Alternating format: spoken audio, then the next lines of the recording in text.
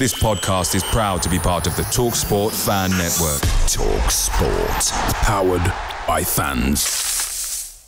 Danilo's free, and it goes to Gibbs White. First time we've seen them attack them, and there's Brandon! Well, that's what I've wanted to see Robinson do. Tyler one, he scores! And the City ground goes ballistic! Here's Bob Williams, and he's through here! And in the end, Forrest will say it doesn't matter how you play as long as you win it! Yeah! Forest Sale, Premier League! Hello and welcome to Red Side of the Trent, here to discuss what the thoughts and feelings around Forest squad to do with their leadership and experience, or lack of, therefore, because of players leaving in the summer. Joining me are fellow Reds fans Reiss Coy and Danny Wetton, good friends of mine as well, friends of the pod. Danny, how are you, mate? You all right? Yeah, really good. Thank you, mate. Pleasure to make my debut, as it was for Reiss last time. So, excited for this. Yeah. Love the pod. So, pleasure to be on. Thank you. Reiss, 2.0, as you named yourself there. I want to make it clear from the start that this isn't a contractual obligation. I've done this off my own back. I've put 2.0 in off my own back because I quite like it. I open it catches on. But no, I'm good, mate. I'm good. Looking forward to it. Yeah. Well, before we get into what I really wanted to talk to you about, because I sent you both obviously the same sort of like detail of what we're going to go through on the pod.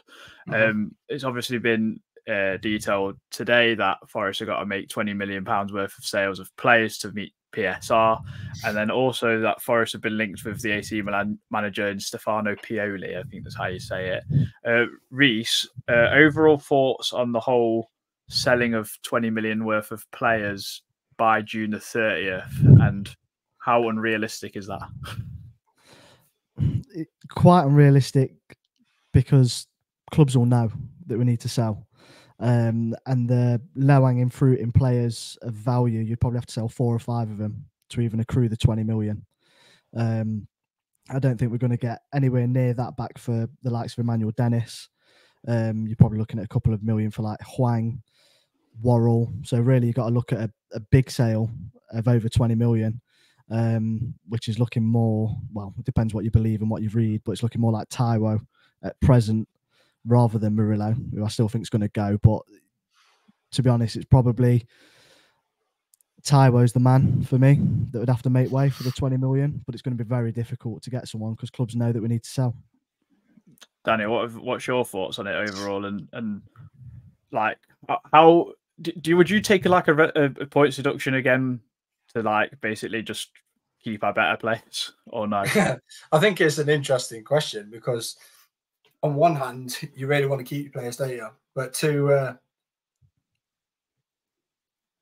forgot the question. I'm just saying, would you take a points deduction if that meant keeping our better players, basically? Because it does seem real unrealistic to sell £20 million worth of fringe players. I think it puts you into a whole like corridor of uncertainty, doesn't it? If you're like willing to bank on taking a points deduction. To carry on like being able to run as a club. I do think that with a points deduction, you don't know what you're going to get. Do you know what I mean? So if, say, for instance, this season we got 4 points deduction, if we break it again, are they going to come down on harder on you again? Do you know what I mean? Because you could be even worse off next time, because they could come down on you like a ton of bricks and make it even worse. Yeah. I mean, for me personally, it's an interesting one, and I think we have to kind of look at what's going to happen with Man City, because their hearing started this week. I said this to Christian yesterday, that if they get away with so much stuff, surely the rest of the Premier League is just going to turn around and kind of stick 2 fingers up to the league and go, well, they've not been punished for over 115 offences. Why should everyone else have to suffer if they don't? Do you know what I mean? I don't know if you want to comment on that, Reiss. No, I just think the rules are there, whether we agree with them or not. Let's just stick to them. It's annoying. They're there. I'm guessing the extra part to the question that you're asking is, do we risk the points deduction because so many other teams are going to get a points deduction? So it's a more broader playing field. Yes, it makes sense, but it's a reflection of poor ownership and poor running of the club. So if selling a player is the further a Murillo and a Wanya, whoever, selling them is the further punishment and ramifications of us not correctly managing our finances in the first place, and so be it. I don't agree with the rules, but they're there. I'd rather confine to them, and then stop being this meme of a club to everyone else, because then the more it carries on, the more we'd actually be, if it wasn't for the season before and our overspending and the volume of players, we'd actually be lauded for the players that we've signed this season. But it's sort of a bit of a cross that we're bearing at the moment. So I'd rather just stick to the rules rather than Forest breaking them again. That narrative carries on for another season.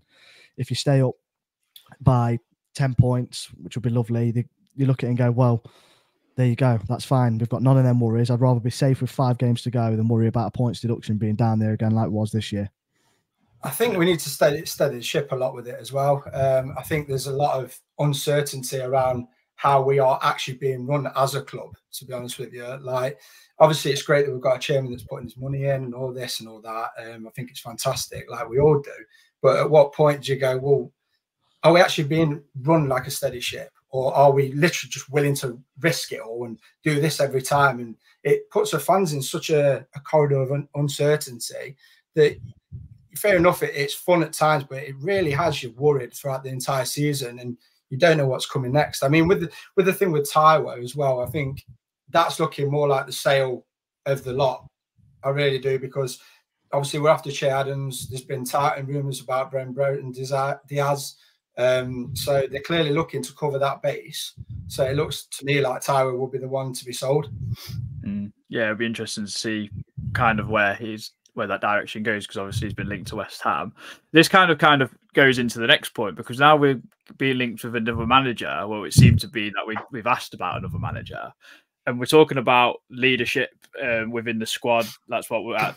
The bigger picture is for this podcast is, but the leadership starts at the top, doesn't it, Danny? And like, how would you feel from Nuno's perspective if you've heard, oh well, my boss has basically looked at another manager?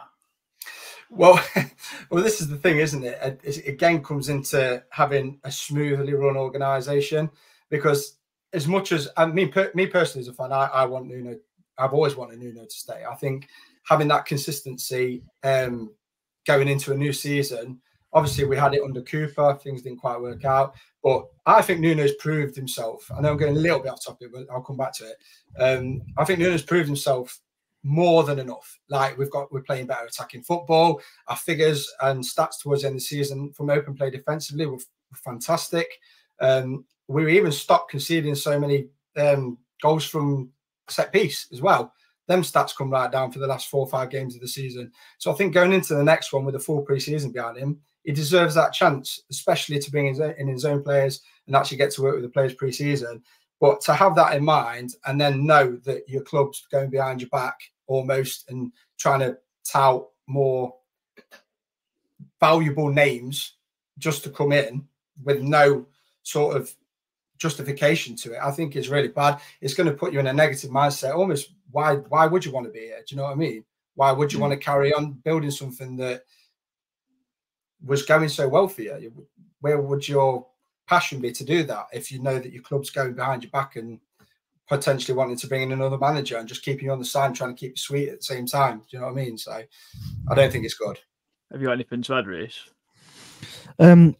No, I don't know. I know they say there's no fuel without fire, but it seems like we're always linked with a manager. It's quite easy to link us with a manager. The other thing is, you could look at it the other way. Nuno might not want to be here. It's very true. He might not want to be. You don't know what goes on. I mean, looking at Marianakis and his son, for all the good they do, I sometimes get the sense that he disappears down that tunnel from his massive leather chair that you can see from wherever he sat, and he's waiting in the changing room to talk football. You just get that feeling from him. And if he's not letting the manager manage, then I don't know. Nuno sort of, is he a strong enough character to step away? He's done his bit. He's kept us up. It's not damaged his CV too much. And he moves on to pastures new. I don't want him to, but it could actually be Nuno driving this and not the other way around. Yeah. I think you're right. I think you're right, Reece, as well. You've got to think about it in the case of how many stories have been put out there about Forest. Obviously, over the last couple of seasons since we've been in the Premier League, and we are an easy target. I think you're absolutely right. Like, we are an easy target for the media to spin a story out of nothing. So yeah, I think that could be a good point as well, to be honest. Yeah, I mean, we want to look at the captaincy first of all within the squad, because this season it's very, very likely that Joe Worrall will come back from Besiktas and be sold. That's a given. Ryan Yates was the captain pretty much throughout this season when he started. Morgan Gibbs-White when he didn't. For me, I'd personally want Morgan Gibbs-White to be captain, but I am interested to hear what both your points of view are from a Nuno point of view or even just a normal Forest fan point of view, because unfortunately I do know what both your opinion is on Ryan Yates as a footballer, but as a leader you could argue that he's actually quite good, whether you like him or not. So I'm intrigued to hear what you guys think. I think Morgan Gibbs-White personally, you could think someone completely different, but I'll start with you, Reece. What's your opinion on it all? Because we do lack I say this, we lack loads of leaders. We said this loads of times in our own group chat. Yeah, I totally agree. We need to sign a leader. That's what we need to do. I don't like teams that mix talismanic players with the captaincy. There's a lot of traits within a talisman and a leader that are very similar. They pull you out of tough situations. You look at them when times are hard. They embody the club, embody the spirit of the club. But ultimately, there's almost an aura around a captain that's just there. You look at Declan Rice. All right, he's not the Arsenal captain at present, but he has that, whatever that is. It's just something that commands respect. And the problem when you mix a talisman, in my opinion, in Morgan Gibbs-White with the captaincy is it removes a bit of his game for me. It almost feels like when everything's burning around you for the last 10-15 minutes of a game, you want someone to stand there and look around and say, this is all right. Put the foot on the ball, play. Just play the way we always have. Play like it was in the first minute. Where Gibbs-White, there's so many times that you can defend him as much as you want, but how many times do you see the flick round the corner when it doesn't need to be done? The little pirouette that doesn't need to be there. You can just zip it 5 yards and look after it. Keep it moving. There's nothing wrong with that. You're a 10. Express yourself, but you're not the captain. You've got to think times, and it's the same with Yates. They've both got very good traits that make you a captain. Like Yates has got desire and passion, but when you think about it, so is Nico Dominguez. And you would never put him in the captaincy breath just because he wasn't born in Nottingham. So where does the line cross with me? Where do you go, he's your captain because he smacks the badge, he knows what Nottingham's about, he understands Forest, he's been at the club for so long? Doesn't make you a captain. His desire and passion, you can't buy it, bottle it up, give it all the other players. Absolutely fine.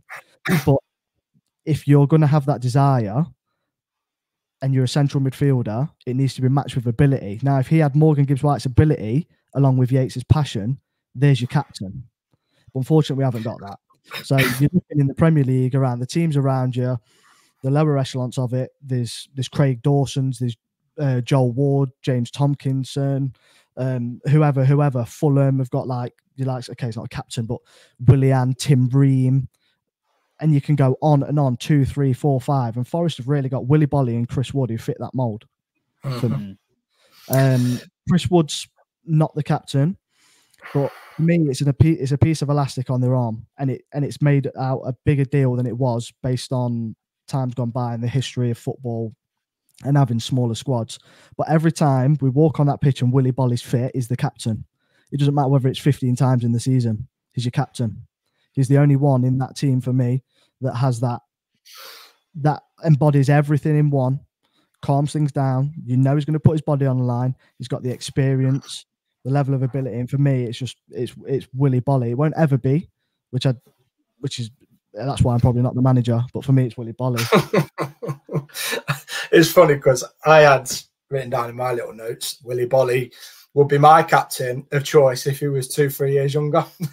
Yeah. If he was only 2-3 years younger, he'd be my club captain straight away. And you're both hit the nail on the head. Like there's nobody at this club at the moment, other than Ryan Yates and Morgan, that you can realistically give it to, in my opinion. I don't think there is. Like you said, that Nico Dominguez got traits and players like that, and I agree with that. But again, like you said, they're not going to get it for reasons we all know. We did do this years ago. We signed Paul McKenna, didn't we? We signed Paul McKenna years ago and made him captain straight away. Master stroke. Obviously, he come in, was captain, went through a reasonably successful period, nearly getting to the Premier League. But yeah, you're right. We do need to sign a player of that ilk. I mean, Joel Matip. And when I'm saying Nico Dominguez, I'm not calling for Nico. No. I know that. I have to clarify that with you. I'm just thinking of the wider audience listening to this, thinking, no, it's just if you want to tick box some certain traits that are a captain, there's a lot of players that have got that you could just go, oh, he's passionate, is this. Oh, they're your boxes. I think there's something that's undescribable. Like Felipe, first time he walked on the pitch, you just looked at him like, he's a captain. And if you've played football at any level, you just know. They just sort of command respect, and it's a bizarre trait to have. And it's something that, unfortunately, probably isn't on the massive list of scouting ticks. I mean, who was the last person at Forest that gave that aura out? There's a question. Who was it? Wickers, Adam, sorry. Who was it? Who would you say was the last person who actually give that aura? Because I can't think of one off the top of my head. The only one that you'd really say off the top of your head who kind of gave off like that kind of, I want to say a cockiness, because he definitely had it and he had ability to back it up every now and then, would be Henry Lansbury.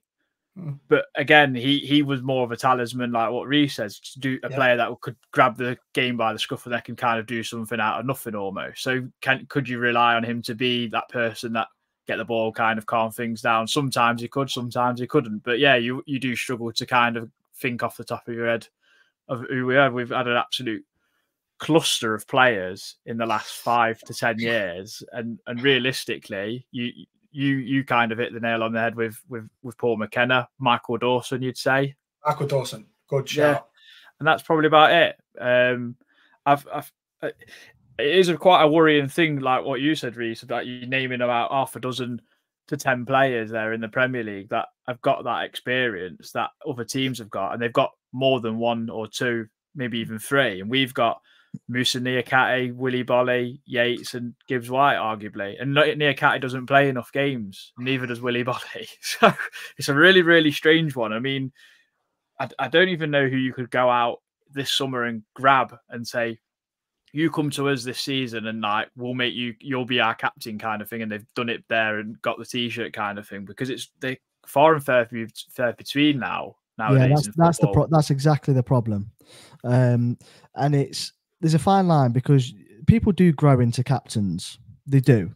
And basically, to really answer your question, it's obviously going to be Gibbs White and Yates this season, regardless of who we sign, unless you really manage to do something quite unbelievable and sign, I can't even think of an example off the top of my head, but sign one of them players. But that's more to your point, isn't it, Adam? That there isn't really anyone that you can clutch at and sign.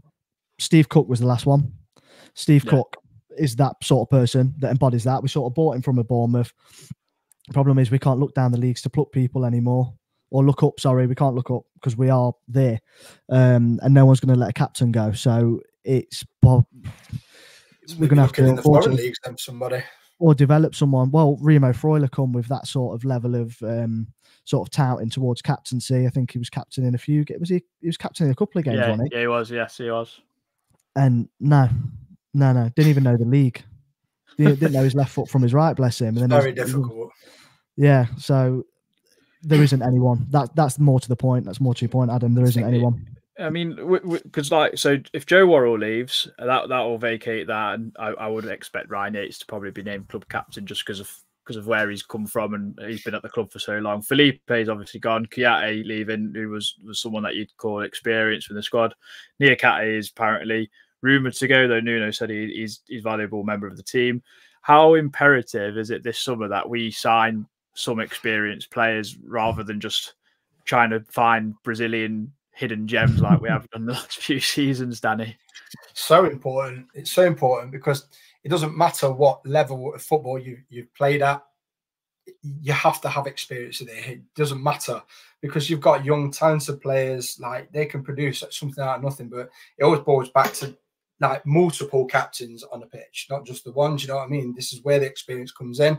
Just to put an arm around a young lad saying, "Oh, good, just calm down a bit. Let's keep the ball for 10 minutes. Stop flicking it around the corner." Do you know what I mean? Like, can micromanage situations on a pitch for the area that you're in with that experience. That's what I think anyway. It's imperative. It's imperative that we sign someone with some players with experience. That's from in defence, midfield, I mean, even a striker. Do you know what I mean? You've got to have it across the whole pitch. Yeah, I mean, I think Forest fans have scoffed at the potential signing of Che Adams, and I know he's only 27, Reiss, but he comes with a vast experience at this level. Weirdly, some people thought he was about 30. He does, and I don't really like the thought of the signing. To be honest, it doesn't really fill me with excitement. But it's not about that. It's a free transfer who can play up top in the 10, left or right. And when you look at him and Carlos Miguel, who looks like the first two in, you've got two players for 4.5 million or whatever it is. I understand it. It does add a level of experience. Do I think that's the area we need to add a level of experience? No, especially if you're playing with one striker, because all it does is you take Wood off and put Adams on. So you're just going to literally take that experience off and put lesser experience on. Experience isn't everything, obviously, but the key thing is that you're getting players probably a tip over the 100 mark. I mean, Forest have got Chris Wood, Willy Bolly, Hudson-Odoi, and Morgan Gibbs-White with over 100 games. That's it. And Chris Wood has got 280 and Gibbs-White's got 120. He's the next closest. Now, obviously, Palace have got upward of 9. Obviously, a lot of them have played with them in the last 10 years to get over the 100. But they've now developed they've got upwards of like 3 or 4 players on over 250 appearances. Wolves have got loads that are tipping over towards the 100 mark. And Wolves are the next step up for us. Wolves are 3 wins and a draw. What we need next season. They're the next step. They're 14th. That's the next target for us. So you need to add it. So you can scoff at Che Adams all you like, myself included. You can be a snob about it. But ultimately, he's adding a level of experience in relegation threatened teams, which, let's face it, regardless, we all look at us all last season. 12th, easy. We'll be on the beach with 6 games to go. It's going to be the same. It's going to be close again this season because you can't overturn the squad that much and expect amazing results. It's going to be the same again. You're going to need people when the chips are down to dig in, and he's been around and done it, and he's free. So what's the worst that could happen? He stinks the gaff out. We signed him on a 2-year contract and we signed him for $1 million. We've made $1 million. Yeah. Danny, anything to add? Not really. I think Reiss has covered all the bases, to be honest with you. I do think with the challenge thing, that the experience, it's not such a bad signing, but I just think that it's not the experience in the right type of experience. And I think as Reiss has just said that, but that, yeah, I've not really got too much to add to that, to be fair. I'll give you a name, Adam, quickly. Go on. Jeffrey Schlupp. Free transfer. Schlupp. Yeah, free transfer. Play multiple positions. 255 games in the Prem. People will scoff, people will laugh. It's free. But he can play left back, he can play left wing, he can play midfield. Do you know who else our contract? Cresswell. Yeah, Aaron Cresswell, left back. There you go. Joe They're the sort of players that aren't going to set the world alight. They're not going to get you hundreds of thousands of likes on your Instagram when we upload them. A lot of people are going to whinge and moan about them. But Tom Kane has got a year left, I think. There you go. They're the players you need, I think. Yeah, Stefan Savic at Atletico. I think he'd been released. So that would be a great signing. I know. I mean, and to be fair, we always laugh at like who we get linked to, but after you get Keylor Navas, nothing's out the realms of possibility anymore. So, I wanted to mention like our average age is 25 and a half. If you take away all the goalkeepers and all returning loans and any loans we've sent back, which I think is pretty healthy, but it is like I don't know. It's a funny one. I've always got this funny kind of thing towards players and age because I think it's kind of I like the younger players too much. I've kind of a bit of a bias in towards that. I kind of think like if you're 30, you can't run no more. Whereas modern football is completely different now. You can get players who are running around at 35, 36 doing a job. You look at someone like what Brighton did, where they signed Adam Lallana back, and now it looked like Southampton could potentially sign him back. I think I'm not sure if one of you mentioned that to me before. Out of this, I think you did, Reese. They're the kind of players that we should be looking at, really. What areas of the pitch would you like to see more leadership within our squad, Danny? Centre mid, without a shadow of a doubt. I just don't think there is anything there. No, I really don't. I know Yates plays there, but for me, I'm wanting a player that he's got everything. He's got everything about him. He can defend, he can attack, he can calm it down, he can press quick. Do you know what I mean? I want somebody that can do all that and command it. Like, and I know that's asking a lot. There's a lot of attributes in there, but I think for me, a captain, if he's centrally, needs to be able to do a bit of everything. Personally, that's where I'm at. I think we need someone central, and I think we need somebody. They need possibly a left back, 100% a left back.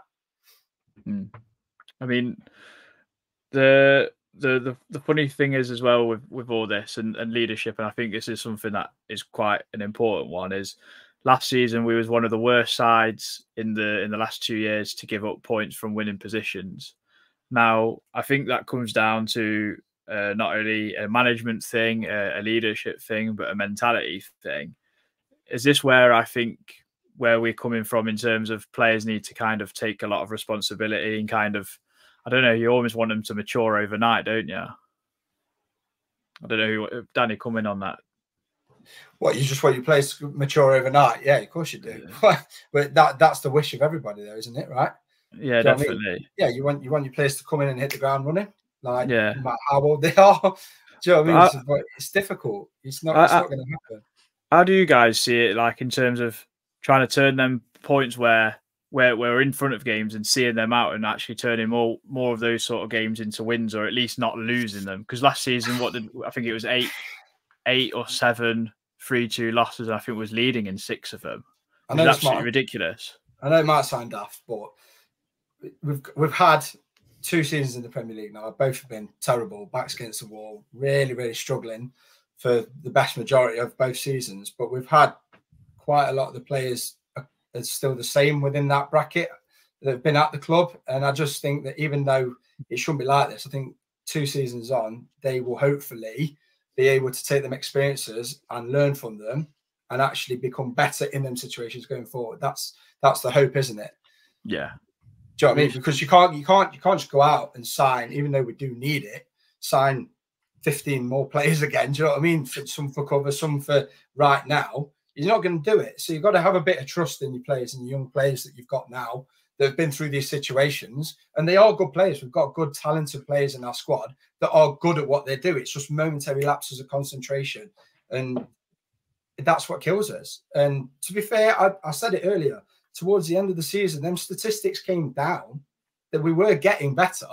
Do you know what I mean? It was, yeah, we're thinking about like, oh yeah, where we finished the end of the season poor, but the actual statistics towards the end of the season were better. So we were on the right trajectory coming into this season. Do you know what I mean? So it just depends how much faith you're willing to give our current squad. Yeah. Reece, anything to add? No, I don't think it's a coincidence that Aina and Bolly, I mean, how old's Aina? 27? Yeah. So the players are a little bit older, start having a higher percentage of them in your team, and things start going a little bit better. As much as we sort of liked Andy O and Murillo together, mentally weak, way too weak. There's so many players in this team who I will never, ever lambast their ability, because they can do more of a football with their weak foot than I could ever do with my strong foot. That you see the mental fragility in our team. I just see it written all over him, and you can't buy it. It's a mentality thing. It's these players with the ability they have would be a lot higher, and we have to accept it, and it's not a problem because there are players and they're good. Morgan Gibbs-White would probably be a lot higher if his mentality was a little bit different. I'm not questioning his mentality. It's just something that's within people that you see. Like, I think Nico Williams is good. He shows all the right traits to go and carry on. But then you've got he looks to his right. I think Andy O looks good. But then the Blackpool games like that, you can sort of see it in them. There's certain players on that team, you see the shoulders sort of slink down a little bit and you think there's something just not there. You can't put your finger on it. And as a unit, as a core, it was mentally quite weak, I think. And there's no real ownership. There's no real ownership. And I don't know whether that's a negative of what Steve Cooper's done by protecting his players so much. I mean, I listened back to the Shut Up and Show More Football, and when we lost 5-0, Cooper was like, I take this first. I take this first. And okay, maybe at that time, the timing was right for him to say that. But he did that every time we lost. Sometimes you've got to test your players a little bit, see what they're made of, really see what they're made of. And if people are going to argue my point and say we're not mentally weak, proof's in the pudding, because the next game he went to all his, in inverted commas, mentally stronger players that he could trust in the Wolves game. He made so many changes and ripped up that book and put Kayate in and put players that he could trust who are a little bit mentally stronger, who can cope under the pressure, because they needed to get a point. They couldn't lose again. They needed to get something. So that's got to be instilled in them. How they do it, I don't know. Sports psychologist, sounds stupid, but it works. If you watch the Wrexham documentary, it works. It does work. And I think it's a psychological thing with the corners towards the end of the season. I really do. And we come out the other end of the Arsenal-Everton game without conceding. It's almost like the players are going, oh, nearly swore, Wickers. Oh, right. Like, oh, right. We can do it. And we've done it against two eerily strong teams. And then the belief starts rolling and then you can see it. So I think there's a mental fragility in the squad, and it's not aimed at any one person, but I just think we have to accept that we are mentally quite weak as a team. We give up a lot of leads because we're mentally fragile. You can see the way the game's going to go when it goes 2-1. You call the 3-2 when it goes 2-1. Yeah. You shouldn't be able to do that. And that's you're living in fear all the time, aren't you? No, it's mental weakness for me. Yeah, it's an interesting one because of like, I think when Nuno come in, I think because him and his coaching staff are traditionally a little bit more aggressive on the touchline. You saw it when we get a bit more irate. You saw like coaches get booked quite frequently, and like normally if you're an opposition, if that's happening to the opposition, you kind of laugh at them and you go, what they're kicking off for? Like, oh, you're going to cry kind of thing. But I actually quite like seeing that. That kind of tells me that they won't accept that kind of like fragility almost. Or I think like they will challenge the players. And maybe this coming season, and as Danny said, the numbers did come down. We were the fourth best defence from open play for XG against. I said this to Christian and was talking about the goalkeeper and defending situation. So the proof is in the pudding that we have got the ability to do that. It's just doing it consistently. I think if we, like you said, Reiss, if we turn like 2, 3, 4 more games into like 3 wins and a draw, you're automatically 2 or 3 places higher, and it looks a little bit more greener, doesn't it? I think there's so many elements to it. And look, the more they do it, the more they play, the more you get results. That mental fragility will turn into a strength. You can harness it into strength. Like it's not difficult, and you do see it, and it's based on confidence. I just don't want the players to come away and then have 5-6 weeks off and then start at that base level again. They need to start the season how they finished the last one. And go from there. I don't want it to be 10-15 games before we're back to going, do you know what, this team's actually got something about it again. You want it to hit the ground running, and that all these things we spoke about all point back to leadership. And it's just do you think there's an element to like how you, obviously with the mental fragility, which we do have, you're right, do you think there's an element to like how we start the season reads into that? Because obviously beginning this season, obviously played Arsenal away, caught them on a counter. For all intents and purposes, we could have actually got some out of that game. But then it was like, all right, we've done well. And then we go and we win against Sheffield United, but very, very ropily. And then we've conceded a dodgy goal and backs against the wall in the game we're expected to win. And that's early on in the season against a team we thought we were going to pummel. And then all of a sudden, like, that's the beginning of like a bit of mental instability, and then it breeds in. So it happens early on. So if you have a weaker start to the season, if you have a positive start to the season, first few games where you don't lose for the first 5, you draw 3, maybe win a couple, all of a sudden them same players have got a better mentality to build off rather than this shock result. Or even though we beat Sheffield United and what have you, it's still a negative because we played poorly. Do you know what I mean? Yeah. So maybe there's a thing in it where if you start a bit more positive, well, of course there is. If you start more positively, then they can build on it. So I don't know. We'll see what happens at the beginning of the season. I think that stems from several things, because we started the season by only signing Ole-Einar and Elanga, and then we signed Matt Turner a day before we play Arsenal. That's poor preparation for me. That's crap. And then obviously we've had to wait to sell Brennan Johnson to then sign the likes of Dominguez, Sangare, Callum Hudson-Odoi, etc. It's poor planning from top to bottom. Nuno, from reading articles and obviously from him being at Wolves, he likes a smaller squad. So when I did the average age thing of going through the entire team and calculating that, it left us with 17 players, I think, outfield. So he's got then one goalkeeper because he wants to get rid of both. We want to get rid of both. So you need 2 other goalkeepers essentially, unless you're promoting one. So that takes you up to 19 already, with Sells included, and then and 20 with another goalkeeper. And then if he wants a squad of like 23 and then a couple of youngsters just to make up the other 2 spots, then he's not going to really get that many players. But I think that continuity then allows us to progress. But the problem is that we've got this PSR thing lingering over us, so we're going to look to sell.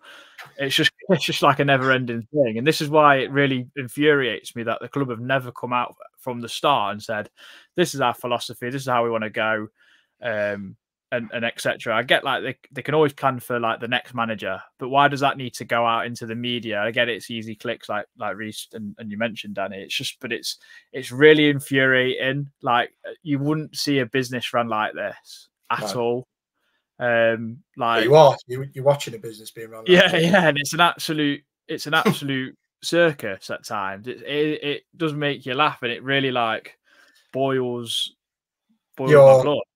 Yeah, it boils my blood so much. Like, I think as fans, you just want continuity, don't you? You want continuity. You want to know where you're at for the beginning of the season, early on. You just want to know what's happening. Clear transparency between you.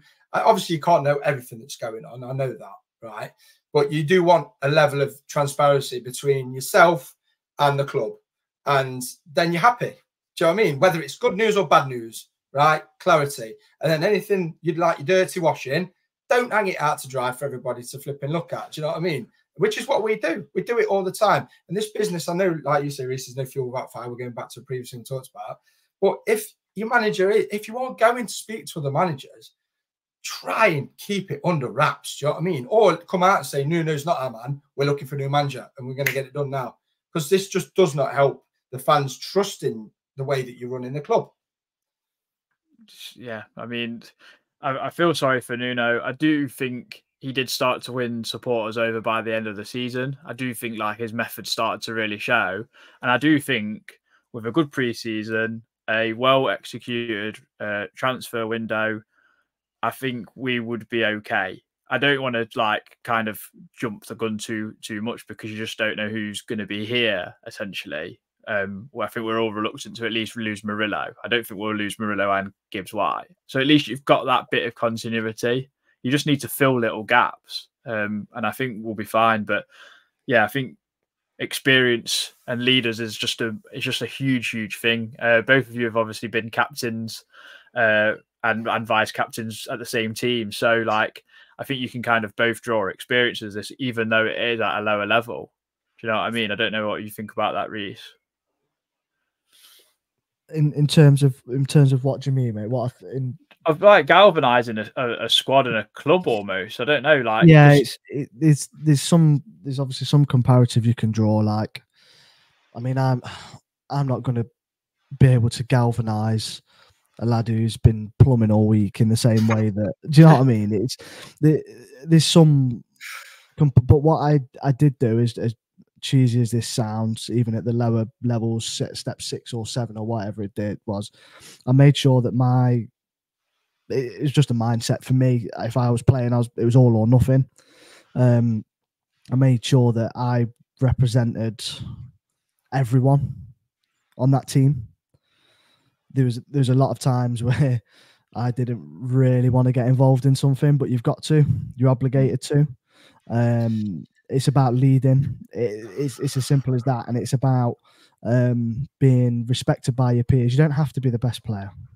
You don't. It's just the one thing that Forest have got as a club and a fan base, which has helped us a lot, is this real sense of unity, because everyone's been gunning for us, and there is a real sense of unity. And I think if players tap into that, and you got just one person, a little bit more experience, who come in and really bought into it and got it, everything else would go with it. You could then, Morgan could relax and play.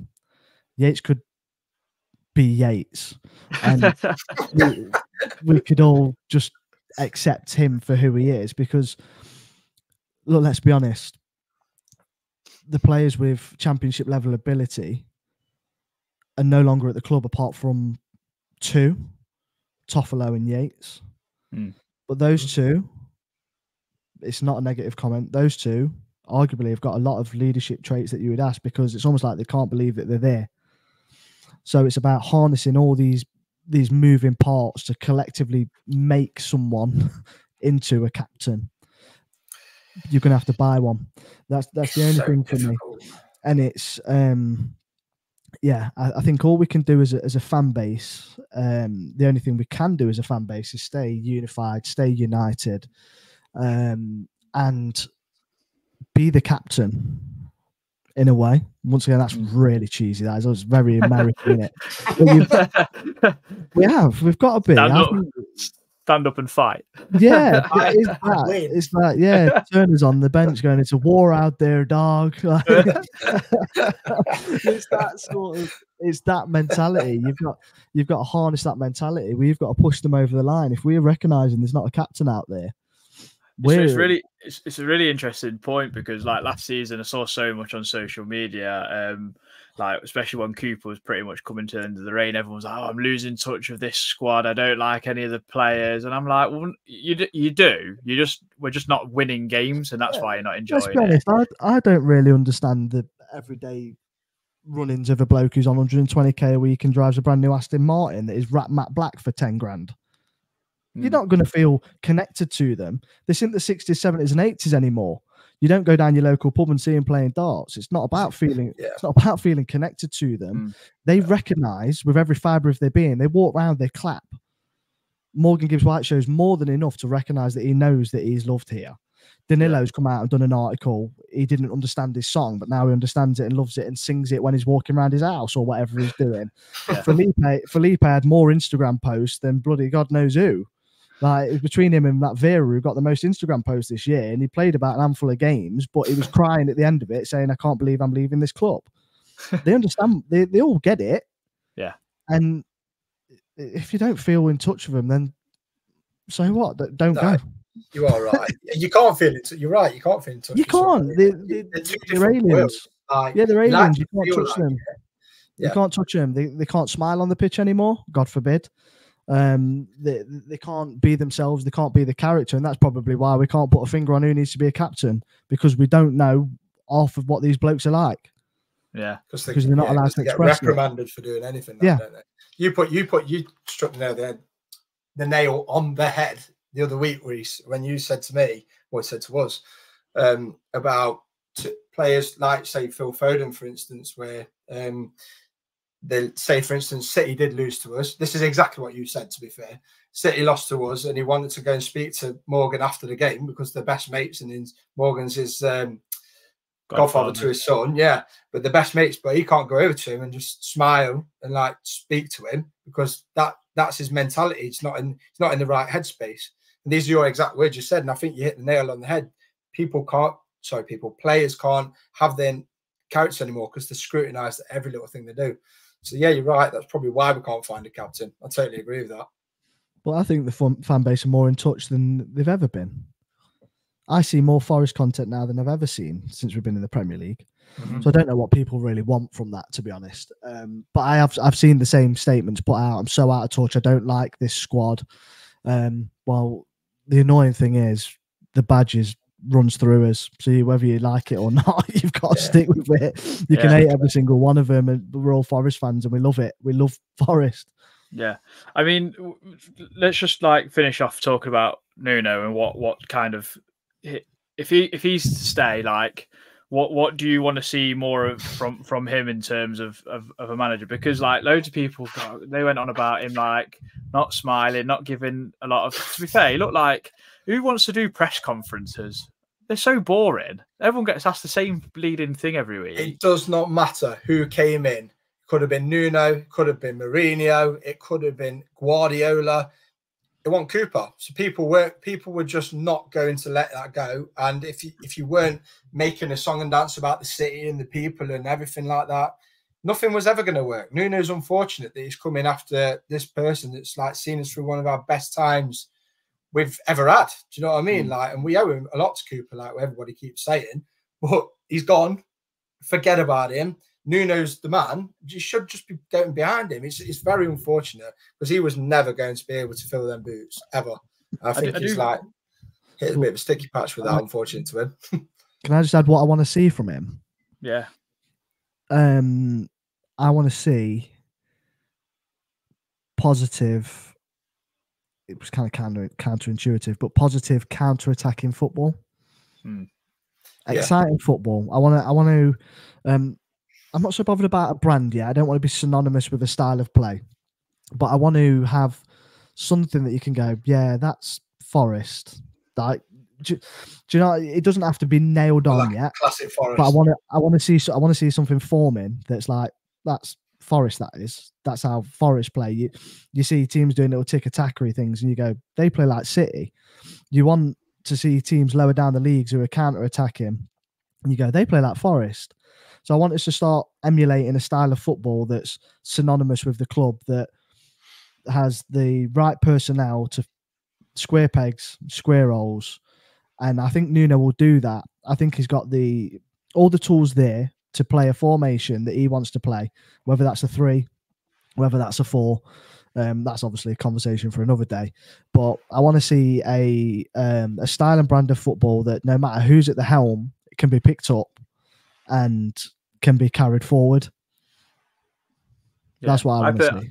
I personally think towards the end of the season, he did start to get the recognition that he deserved. I thought like some of the football we played under him was really, really good. We're playing some really good stuff. And I think we will become that counter-attacking side, like you say, Reiss. I think under Wolves, he kind of, that was his forte. And I think that is Forest's identity overall. I think even under Brian Clough, we was a counter-attacking team. I think it kind of just comes part and parcel with us. Like you want to see like players flying forward at full pace. That goal against Arsenal at the start of the season was like what I've really summed up as typical Forest counter-attack. 2 players, even it weren't even like that many players. Just two guys leading the charge. There you go, bang, goal kind of thing. It is exciting to go like a little bit more direct almost. It is quite fun, like doing it that way almost. So yeah, I'm in agreement with you. I do want to see it a bit more of an identity.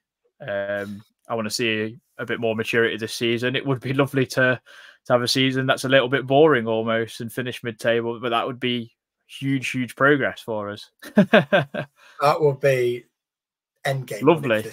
Yeah, lovely. It would be lovely. With a boring season. I'd take a boring season all day. No VAR, one solid keeper, and a load of 0-0s, and maybe even a 3-2 to us would be nice, wouldn't it? Do you know what? Actually, touching on the leadership thing, I think Sells has quite a lot to do with this. Thinking about it, I mean, look at how much I know. There's been a lot of statistics come out recently about Sells maybe not being the correct goalkeeper. Couldn't catch a cold, apparently. Oh, it's an absolute joke. Like, since that bloke come in between the sticks, it's steadied that defence's nerves beyond measure. Why do you think them statistics came down?